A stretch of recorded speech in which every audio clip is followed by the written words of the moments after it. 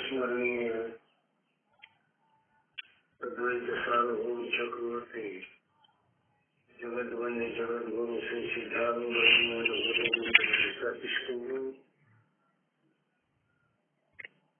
तत्स्वरूप परम पावन मूर्ति सुदूर चिन्मय पादानंद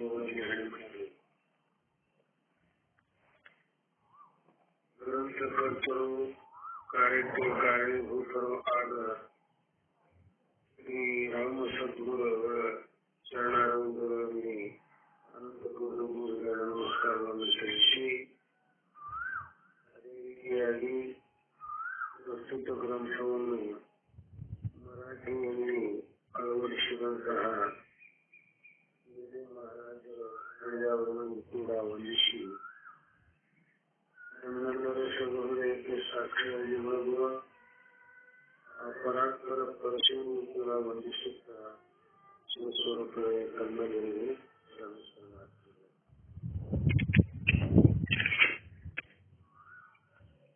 ಇಲ್ಲಿ ಪರಂಪರವಾಗಿ ಪಂಚೀಕರಣ ಅನ್ನುವಂತಹ ಗ್ರಂಥದ ವಿಷಯವಾಗಿ ಪಂಚೀಕರಣದಲ್ಲಿ ಈ ಗ್ರಂಥದಲ್ಲಿ ಪ್ರವೇಶ ಆಗುವುದಕ್ಕಿಂತಲೂ ಪೂರ್ವದಲ್ಲಿ ಅಧಿಕಾರಿ ವಿಷಯ ಸಂಬಂಧ ಮತ್ತು ಪ್ರಯೋಜನಗಳನ್ನು ಹೇಳ್ಕೊಂಡು ಬಂದು, ಅನಂತರದಲ್ಲಿ ಆ ಅಧಿಕಾರಿಯ ಲಕ್ಷಣ ವಿಷಯ ಯಾವುದು, ಅನಂತರ ಸಂಬಂಧ ಎಷ್ಟು ಪ್ರಕಾರವಿದೆ, ಅನಂತರದಲ್ಲಿ ಲಾಭ ಏನು ಅನ್ನುವಂಥ ಮಾತನ್ನು ಹೇಳ್ಕೊಂಡು ಹೇಳಿ ಮುಂದಿನ ದಿವಸ ಮುಖ್ಯವಾದಂತಹ ಗ್ರಂಥದಲ್ಲಿ ಪ್ರವೇಶ ಆಗಲ್ಲ. ಸಂಬಂಧವಾದಂತಹ ಒಂದು ಕಥೆಯನ್ನು ಕೂಡ ಹೇಳ್ಕೊಂಡು ಬಂದರು. ಕಥೆಯನ್ನು ಯಾಕೆ ಹೇಳಿದ್ರು ಅಂತಂದ್ರೆ, ಯಾವುದೇ ಒಂದು ವ್ಯಕ್ತಿಗೆ ಮಂದಬುದ್ಧಿಯಾದಂಥವನಿಗೆ ಕಥೆಯ ಮೂಲಕವಾಗಿ ಅಂದ್ರೆ ಅದ್ರ ಕಥೆಯನ್ನೇ ದೃಷ್ಟಾಂತವನ್ನಾಗಿ ಇಟ್ಟುಕೊಂಡು ಆ ಸಿದ್ಧಾಂತವನ್ನು ತಿಳಿಸುವಂಥದ್ದು ಒಂದು ಪದ್ಧತಿ. ಆ ಪದ್ಧತಿ ಪ್ರಕಾರ ಮಹಾತ್ಮರು ಇಲ್ಲಿ ಕಥೆಯನ್ನು ಕೂಡ ಹೇಳ್ಕೊಂಡು ಬಂದಿದ್ದಾರೆ. ಪೂರ್ವದಲ್ಲಿ ಈ ಹಿಂದೆ ನಡೆದಂತ ಅಂದ್ರೆ ಹಿಂದಿನ ದಿವಸ ನಡೆದುಕೊಂಡು ಬಂದಂತ ಈ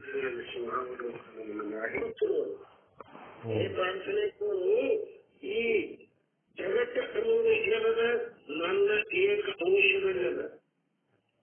ನಾವು 75 ನನ್ನಲ್ಲಿ ಒಂದು ಚಿಂತಿದ್ದಂಗದು ಅಂದ್ರೆ ಆ ಚಿಂತಿದ ಮಾಯವಷ್ಟೇ ಅದ. ಆ ಮಾಯ ಎಷ್ಟದ ಅಷ್ಟು ಅದರಲ್ಲಿ ವ್ಯಾಪ್ತವಾಗುವಂಥದ್ದು ಅದು ಜಗತ್ತದ. ಆಗ ಯಾವುದು ಕಾರಣದ ಆ ಕಾರಣ ಎಷ್ಟದ ಅಷ್ಟೇ ಕಾರ್ಯದಲ್ಲಿ ಮಾತನಾಡ್ಕೊಂಬಂತಾರೆ. ಆತ್ಮನು ತಾನಿದ್ದು ಅರಿಯದೆ ಅರ್ಥಕ್ಕೆ ಹೋದೆ. ಆತ್ಮನು ತಾನಿದ್ದು ಅರಿಯದೆ ಅರ್ಥಕ್ಕೆ ಹೋದೆ. ನಾನು ಆತ್ಮ ಇದ್ದಾನೆ, ಅದು ಕೂಡ ಓದಲಿಕ್ಕೆ ನಾನು ಜೀವ ಅಂತಲ್ಲ. ಒಂದು ಮಾತಾಡ, ನಾನು ಆತ್ಮನಾಗಿ ಇದ್ದುಕೊಂಡು ಆ ದೇಹಾದಿ ಪ್ರಪಂಚ ಅಧಿಷ್ಠಾನವಂತವಾದಂತಹ ಆತ್ಮ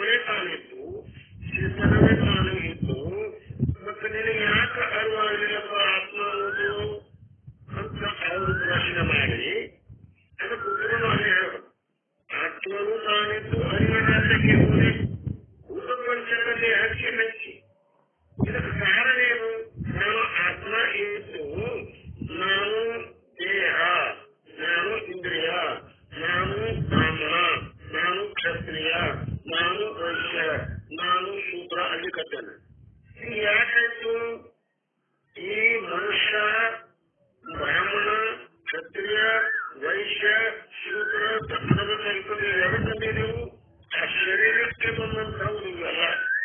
ಇವು ಶರೀರಕ್ಕೆ ಬಂದಂತಹ ನಾಮಗಳು. ಆ ಶರೀರಕ್ಕೆ ಅದವ ವಿಧಾನ, ಆ ಶರೀರಕ್ಕೆ ಅಧಿಷ್ಠಾನ ರೂಪದಿಂದ ಇರ್ತಕ್ಕಂತಹ ಏನು ಆತ್ಮ ಇದ್ದಾನ, ಉಪಸ್ಥಿತಾನ, ಅವನಿಗೆ ಇದರ ಸಂಬಂಧ ಇಲ್ಲ. ಮತ್ತೆ ಇದು ಯಾಕೆ ಬಂತು? ಆ ಸಂಬಂಧ ಇದೆ. ಆ ಆತ್ಮನಿಗೂ ಮತ್ತು ಈ ಶರೀರಕ್ಕೂ ಒಂದು ಸಂಬಂಧದ. ಇನ್ನು ಸಂಬಂಧಗಳು ಅದಕ್ಕಂತಾರ ಸಂಘ ಸಂಬಂಧ ಹೇಳಿರುವ ಬೇರೆ ಬೇರೆ ಸಂಬಂಧಗಳದಾವ. ತಾದಾತ್ಮ ಸಂಬಂಧ ಅಂತಾರ. ಸಂಯೋಗ ಸಂಬಂಧ, ತಾದಾತ್ಮ ಸಂಬಂಧ, ಈ ಸಂಬಂಧಗಳು ಬರ್ತಾವು. ಸಂಬಂಧ ಆ ಸಂಬಂಧ ಆಗೋದ್ರಿಂದ ಏನಾಗ್ಯದ? ಅದರ ಧರ್ಮ ಅದರಲ್ಲಿ ತೋರಿಸಬೇಕು. ಇರುವುದು ಒಂದು ಧರ್ಮ, ತೋರುವುದು ಒಂದರಲ್ಲಿ. ಆಗ ದೃಷ್ಟ ಕೇಳ್ಕೊಂಡ್ಬಂದಾರ. ಏನು ಕೆಂಪ ಹೂವಿನೊಡನೆ ಆ ಬಿಳಿ ಸ್ಫಟಿಕದ ಸಂಬಂಧ ಆಗುವುದರಿಂದ ಆ ಕೆಂಪು ಹೂವಿನಲ್ಲಿದ್ದಂತ ಕೆಂಪತ್ತು ಅನ್ನುವಂಥ ಬಣ್ಣ ಆ ಸ್ಫಟಿಕದಲ್ಲಿ ತೋರ್ತದೆ. ತೋರಿ ಏನ್ ಅನಿಸ್ಕೊಳ್ಕತ್ತದು? ಇದು ಸ್ಫಟಿಕ ಕೆಂಪು ಇರುವೆ ಅಂತ ಅನಿಸ್ಕೊತು.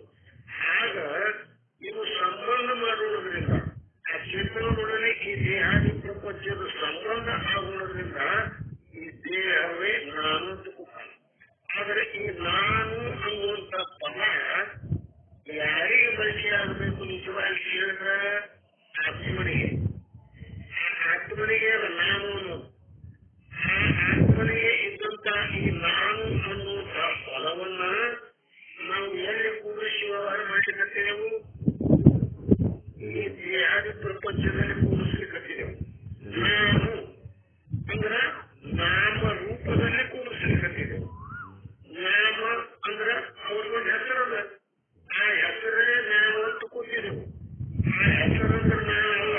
ಆ ಹೆಸರು ಏನಲ್ಲ, ಈ ದೇಹವನ್ನ, ಈ ದೇಹದ ವ್ಯವಹಾರವನ್ನ ಸುಲಭವಾಗಿ ಅಥವಾ ಸುಗಮವಾಗಿ ಸಾಧಿಸಿಕೊಳ್ಳುವುದಕ್ಕೋಸ್ಕರವಾಗಿ ಆ ದೇಹಕ್ಕೆ ಒಂದು ಹೆಸರಿಟ್ಟು.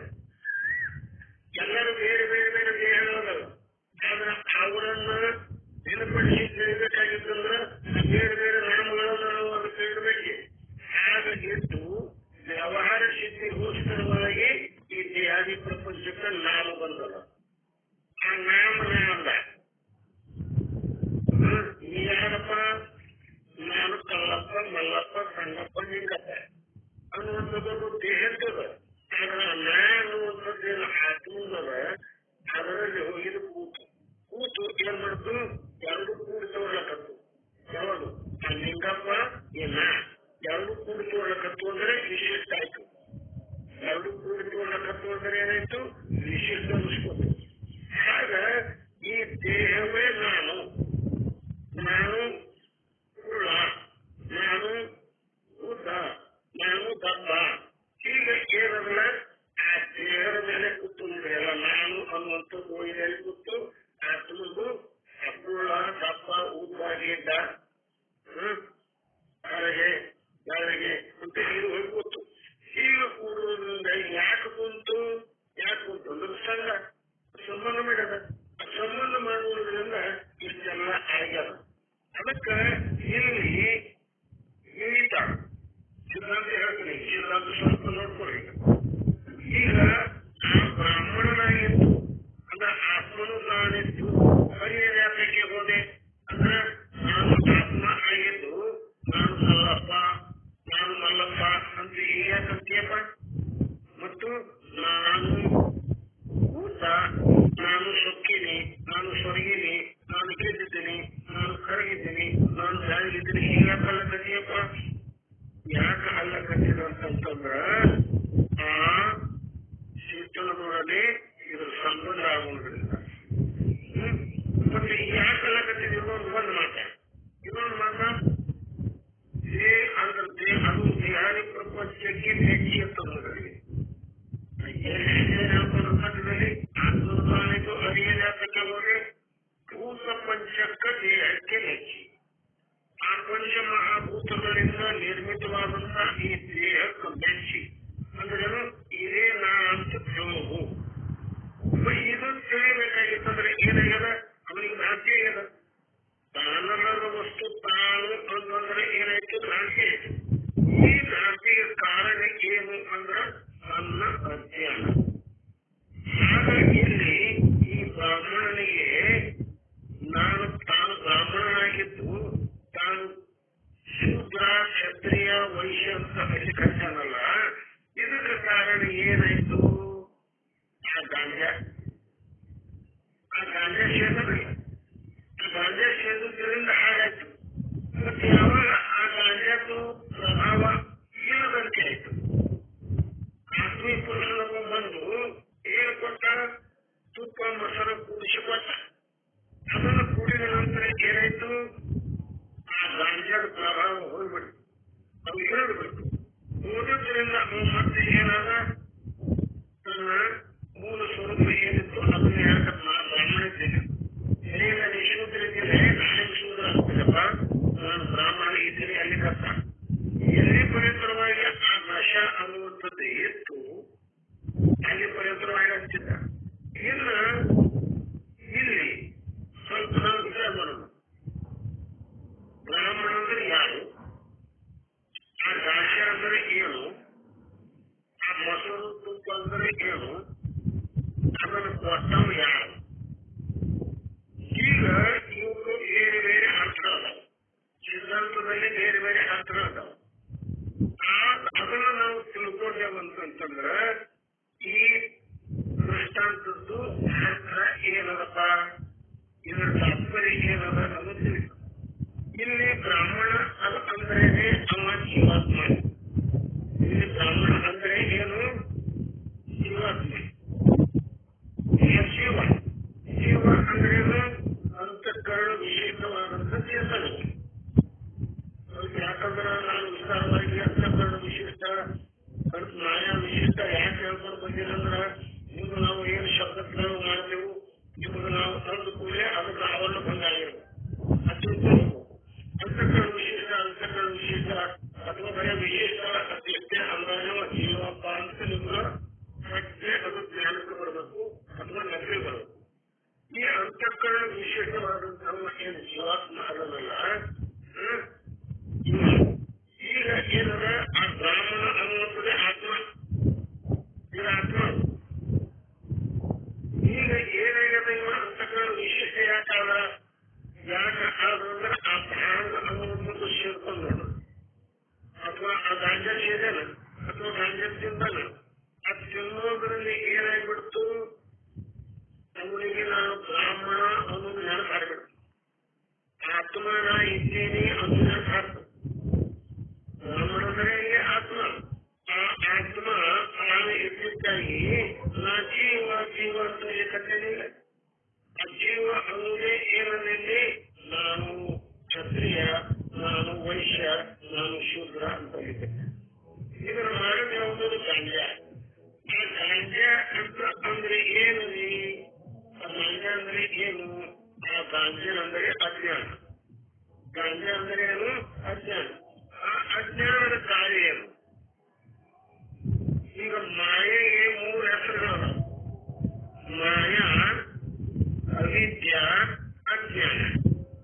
ಸ್ವಲ್ಪ ಚೆನ್ನಾಗಿ ಸ್ವಲ್ಪ ಲಕ್ಷ್ಯ ಕೊಟ್ಟು ಕೇಳಬೇಕು, ಅದನ್ನು ನೆನಪಿಡ್ಕೋಬೇಕು. ಒಂದೇ ವಸ್ತುವಿಗೆ 3 ಹೆಸರು, ಒಂದೇ ಪದಾರ್ಥಕ್ಕೆ 3 ಹೆಸರು. ಆ 3 ಹೆಸರುಗಳು ಆಯಾ ಕರ್ಮಗಳ ಮೇಲಿಂದ ಅವು ಬಂದವು. ಮಾಯಾ ಅಂದ್ರೆ ಏನು? ಮಾಯಾ ಅಂದ್ರೆ ಏನು ಅಂದ್ರ ಸರ್ವಸಾಮಾನ್ಯ ಆ ಜೀವರುಗಳಿಗೆ ಯಾವ ಕಾರ್ಯವು ಅಸಾಧ್ಯವೋ ಅಂತ ಕಾರ್ಯವನ್ನು ಮಾಡಿ ತೋರಿಸ್ತದಂತ ತಿಳ್ಕೊಂಡು ಅದಕ್ಕೆ ಮಾಯ ಅಂತ. ಅದಕ್ಕೆ ಸಂಸ್ಕೃತ ಅಘಟಿತ ಘಟನಾ ವಿಶೇಷ ಮಾಯ ಅನ್ನೋದು. ಅದು ಅಘಟಿತವಾದಂಥದ್ದು ಆಗಿರಬಾರದು, ಎಂದು ಸಂಭವಿಸಿರಬಾರದು. ಅಂಥದ್ದು ಸಂಭವಿಸದ ಅಂತ ಹೇಳಿ ಇವರಿಗೆ ಮನದಟ್ಟು ಮಾಡಿ ಕೊಡ್ತದೆ. ಅದು ಹಾಗೇ ಇಲ್ಲ, ಆಗ್ಯದ ಅಂತ ಹೇಳಿ ಆ ಯುಕ್ತಿಗಳಿಂದ ಏರ್ಪಟ್ಟಂದ್ರೆ ಅದು ತಿಳಿಸಿಕೊಡ್ತಿತ್ತು, ಅದು ಮಾಡಿ ತೋರಿಸ್ತಿತ್ತು ಅಂದ್ರೆ ಅದಕ್ಕೆ ಮಾಯ ಅನ್ನೋದು. ಅದು ಎಲ್ಲರಿಗೂ ಸಾಧ್ಯ ಆಗುದಿಲ್ಲ. ಅದಕ್ಕೆ ಮಾಯ ಅಂತ ಏನು ಅನಿಸ್ಬೇಕು? ಈ ಜಗತ್ತನ್ನ ತಾನಿಲ್ಲ, ಕರೆ ತಾನಿಲ್ಲ, ಯಾ ಮಾತ ಮಾಯ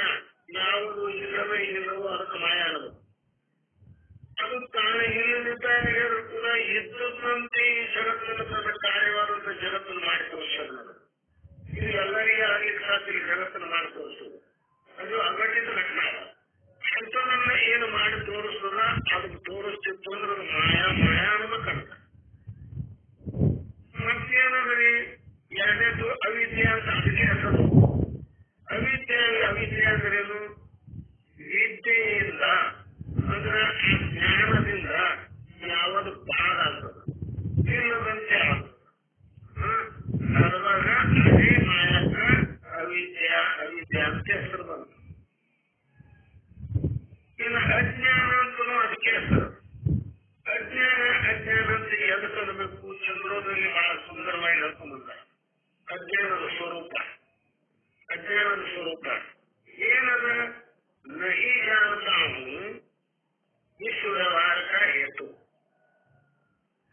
नहीं जानता हूँ ಈ ಶಬ್ದ ಪ್ರಯೋಗ, ನಹಿ ಜಾನತಾ ಹೂಂ, ಈ ಮೂರು ಶಬ್ದಗಳ ಪ್ರಯೋಗ ಏನಿದೆ ಇದು ವ್ಯವಹಾರ ಆಗ್ಯದ.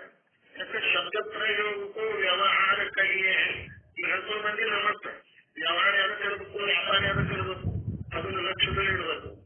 ಈ ನಹಿ ಜಾನತಾ ಹೂಂ ಅನ್ನುವಂತ ಈ ಮೂರು ಪದಗಳ ಏನು ವ್ಯವಹಾರ ಆಗ್ಯದ, ಈ ವ್ಯವಹಾರಕ್ಕೆ ಹೇತು ಏನದರಿ? ಈಗ ಆಗ್ಬೇಕಾದ್ರೆ ಕಾರಣ ಏನದ? ಆ ಕಾರಣ ಯಾವುದಂದ್ರೆ ನೋಡ್ರಿ, ಆವರಣ ಅವರ ವಿಕ್ಷೇಪ ಶಕ್ತಿವಾಲ ಅನಾದಿ ಭಾವರೂಪ ಅಜ್ಞಾನ. ಇದು ಹೆಂಗ? ನಾನು ತಿಳಿಯುವುದಿಲ್ಲ ಅನ್ನುವಂತ ಈ ವ್ಯವಹಾರ ಆಗ್ಲಿಕ್ಕೆ ಕಾರಣ ಯಾವುದು ಮುಖ್ಯ ಅಂದ್ರೆ ಅದಕ್ಕೆ ಕಾರಣ ಹೇಳ್ಕೊಂಡ್ಬಂದ್ರು. ಯಾವ ಕಾರಣ ಅದು ಅಂದ್ರ ಆವರಣ ಮತ್ತು ವಿಕ್ಷೇಪ ಶಕ್ತಿಯಿಂದ ಕೂಡಿಕೊಂಡಂತಹ ಆವರಣ ಶಕ್ತಿ, ವಿಕ್ಷೇಪ ಶಕ್ತಿ, ಇವೆರಡು ಶಕ್ತಿ ಅದಾವ. ಆ ಶಕ್ತಿಯನ್ನು ಕೂಡಿಕೊಂಡಂಥದ್ದು ಏನು ಅದಲ್ಲ. ಮತ್ತು ಆ ಶಕ್ತಿ ಎಲ್ಲಿಂದದ? ಅನಾದಿ ಅದ. ಅದು ಅನಾದಿ. ಅದು ಅಂದಿಂದು ಹಿಂದಿಂದು ಅಂತ ಹೇಳಲಿಕ್ಕೆ ಬರುವುದಿಲ್ಲ. ಅದರ ಉತ್ಪತ್ತಿಯನ್ನು ಹೇಳಲಿಕ್ಕೆ ಬರುವುದಿಲ್ಲ. ಇಂಥ ಸಮಯದಲ್ಲಿ ಇಂತಿಷ್ಟು ವರ್ಷಗಳ ಪೂರ್ವದಲ್ಲೇ ಅದು ಉಟ್ಕೊಂಡು ಬಂದವರ ಅಂತ ಹೇಳಿಕ್ ಬರುವುದಿಲ್ಲ. ಅಂಥದ್ದು ಅನಾದಿ ಅನ್ನಬೇಕು. ಆ ಅನಾದಿ ಅದ. ಮತ್ತೆ ಯಾರದು? ಭಾವರೂಪದ. ಈ ಅನಾದಿ ಭಾವರೂಪ ಇವನು ಸ್ವಲ್ಪ ತಿಳ್ಕೋಬೇಕು. ಯಾವಾಗ ಹುಟ್ಟಿಲ್ಲ ಅದಕ್ಕೆ ಅನಾದಿ ಅನ್ನಬೇಕು. ಯಾವಾಗ ಹುಟ್ಟೇ ಇಲ್ಲ ಅದಕ್ಕೆ ಏನಾಗಬೇಕು?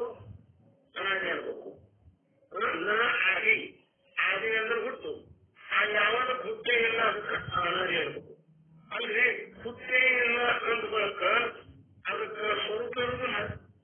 ನಾನು ಬಂಜಿ ಮಗ ಅನ್ನುವುದು ಬರೀ ಕೇವಲ ಶಬ್ದ ಮಾತ್ರ ಅದ. ಆ ಬಂಜಿ ಅಂದ್ರೆ ಹೆಸರೇ ಇಲ್ಲ, ಹುಟ್ಟಿಲ್ಲ. ಆ ಹುಟ್ಟಿಲ್ಲ ಅಂದ ಬಳಿಕ ಆ ವಸ್ತು ಹುಟ್ಟದೆ ಇರತಕ್ಕಂಥ ವಸ್ತು ಅಂತ ತೋರಿಸ್ತದಲ್ರಿ? ತೋರುವುದಿಲ್ಲ. ಅದಕ್ಕೆ ರೂಪ ಇಲ್ಲ, ಅದಕ್ಕೆ ಆಕಾರ ಇಲ್ಲ ಅಂದ ಬಳಿಕ ಅದಕ್ಕೆ ಏನಬೇಕು? ಹುಟ್ಟಿല്ലാದ ವಿಷಯಕ್ಕೆ ಅದಕ್ಕೆ ಅನಾದಿ ಅಂದೇವಲ್ಲ, ಅದು ಸ್ವರೂಪ ಏನದ. ಆದ್ರೆ ಇದು ಹೇಳದ ಅನಾದಿ ಹೆಚ್ಚು ಸ್ವರೂಪವಾನದ. ಅನಾದಿನೂ ಅದ, ಹುಟ್ಟಿಲ್ಲ, ಆದ್ರೆ ಪೂರ್ಣಕತೆ. ಇಂಥದ್ದು ಒಂದು ಶಕ್ತಿ ಒಳಗೊಂಡು ಯಾವಾಗದ ಅದಕ್ಕೆ ಅಜ್ಞಾನ ಅನ್ನಬೇಕು. ಅದು ಏನು ಅನ್ಬೇಕು? ಅದಕ್ಕೆ ಅಜ್ಞಾನ ಅನ್ನಬೇಕು. ಈ ಅಜ್ಞಾನದ್ದು ಎರಡು ಶಕ್ತಿ ಅದಾವ. ಯಾವ ಶಕ್ತಿ ಅದು? ಒಂದು ಆವರಣ ಶಕ್ತಿ, ಒಂದು ವಿಕ್ಷೇಪ ಶಕ್ತಿ ಅಂತ ಬರ್ತದ. ಆವರಣ ಅಂದ್ರೆ ಎಂತ ಸ್ವಲ್ಪ ಲಕ್ಷಣ. ಆವರಣ ಅಂದ್ರೆ ಪೂರ್ಣಗೊಳ್ಳುವಂತೆ ಮಾಡುವುದು. ಯಾವುದೇ ಒಂದು ವಸ್ತು ಅದ ಅದರ ಮೇಲೆ ಒಂದು ಏನಾದ್ರೆ ಬಟ್ಟೆ ಹಾಕಿ ಬಿಟ್ಟೇವಲ್ಲ, ಆ ಬಟ್ಟೆ ಕೆಳಗಡೆ ಯಾವ ವಸ್ತು ಅದ ಅನ್ನೋದು ತಿಳಿಯುವುದಿಲ್ಲ. ಮತ್ತೆ ಏನ್ ತಿಳಿತದ? ಆ ಬಟ್ಟೆ ಕಾಣಿಸ್ತದೆ. ಆ ಬಟ್ಟೆಗೆ ಕಾಣಿಸ್ತದೆ.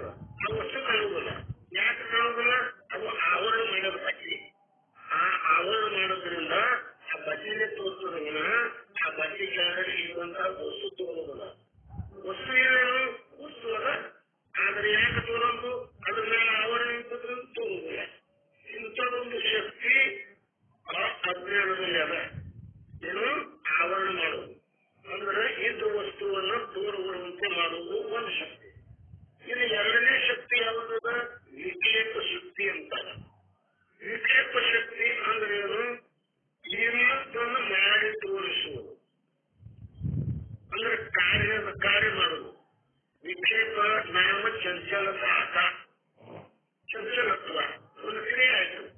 ಏನು ಇಲ್ಲದನ್ನು ಮಾಡಿ ತೋರಿಸ್ತು ನೋಡ್ರ, ಇಲ್ಲದನ್ನು ಮಾಡಿ ತೋರಿಸೋದಕ್ಕೆ ವಿಕ್ಷೇಪ ಶಕ್ತಿ ಅಂತ. ಯಾಗ ಅಂದ್ರೆ ನೀವು ದೃಷ್ಟಾಂತ ಶಾಸ್ತ್ರದಲ್ಲಿ ಮೇಲಿಂದ ಮೇಲೆ ಬರುವಾಗ ಹಗ್ಗವನ್ನು ಮುಚ್ಚದ, ಈ ಆವರಣ ಮಾಡಿದ ಯಾವನ್ನೊಂದು ಅಜ್ಞಾನ ಹಗ್ಗಕ್ಕೆ ತೋರುವುದಕ್ಕೆ ಮಾಡ್ಯದ ಒಂದು ಆವರಣ ಶಕ್ತಿ ಆಯ್ತದ. ಆ ಅಜ್ಞಾನದ್ದು ಆವರಣ ಶಕ್ತಿ ಯಾವ ಮಾಡ್ತು, ಹಗ್ಗವನ್ನು ತೋರುವುದಂತೆ ಮಾಡಿ. ಆ ವಿಕ್ಷೇಪ ಶಕ್ತಿ ಏನ್ ಮಾಡ್ತು, ಇಲ್ಲದೊಂದು ಹಾವನ್ನು ಆಗಿ ಮಾಡಿ ತೋರಿಸ್ತು, ಇಲ್ಲದ ಹಾವನ್ನು ಮಾಡಿ ತೋರಿಸ್ತು. ಹಾವು ಕಾಣಲಿಕ್ಕತ್ತದಲ್ರಿ, ತೋರ್ಸಕತ್ತಿದ್ರ, ಅದು ಹುಟ್ಟ್ಯದನು, ಅದಕ್ಕೆ ಅದರ ಅವ್ವ ಅಪ್ಪ ಅದಾರು ಇಲ್ಲ, ಅದು ಅನಾದಿ ಅದ.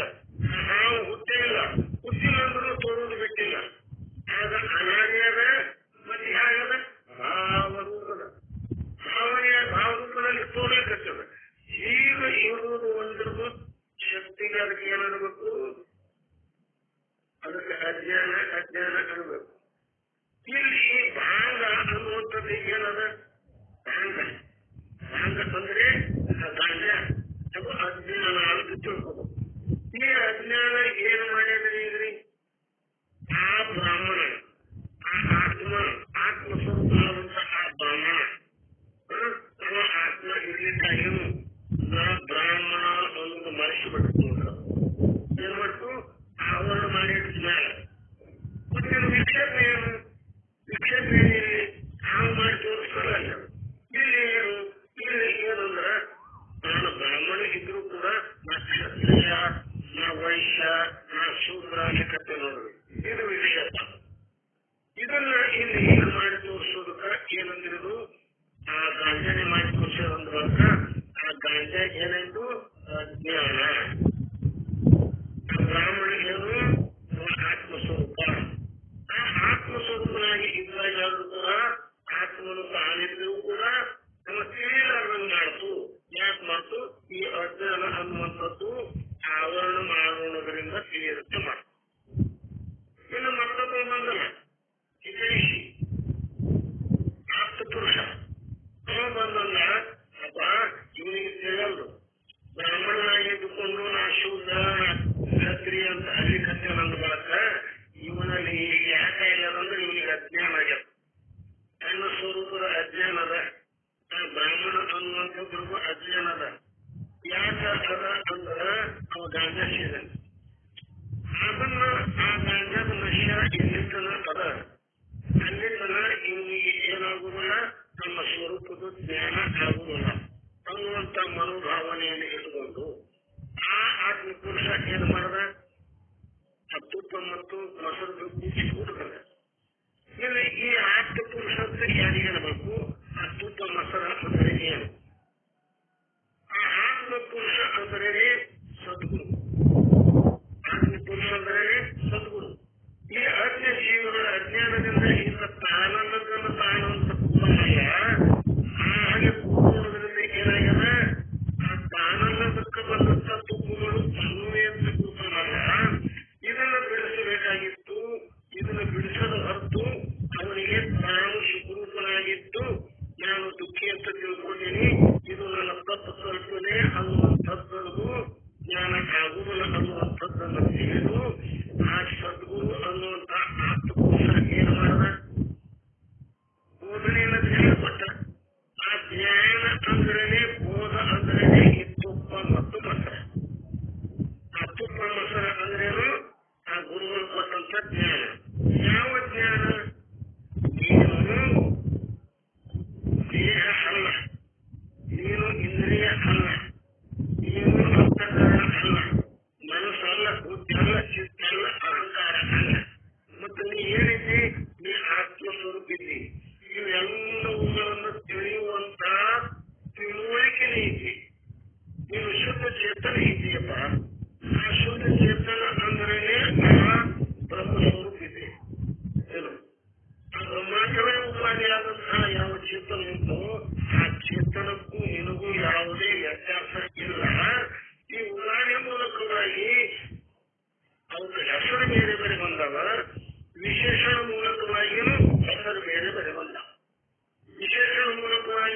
ವಶವತ್ತು ಬಂದ್ರೆ ಉಪಾಧಿ ಮೂಲಕವಾಗಿ ಆತ್ಮ ಮತ್ತು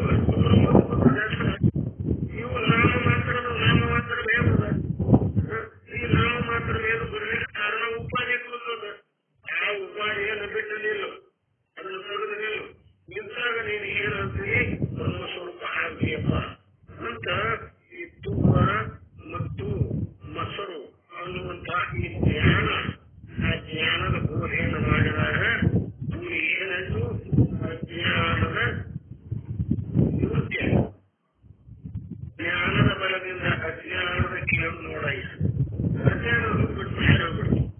ಅಜ್ಞಾನ ಇಲ್ಲದೆ ಆದಾಗ ಮತ್ತು ಅವನ ಏನಾದ ಆತ್ಮ ಇದ್ದ ಏನ ಬ್ರಾಹ್ಮಣಲಿಕತ್ತ ಅಂದ್ರೆ ನಾನು ಜೀವ ಅಲ್ಲ, ನಾನು ಆತ್ಮನಿದ್ದೇನೆ, ನಾ ಆತ್ಮ ಇದ್ದೀನಿ.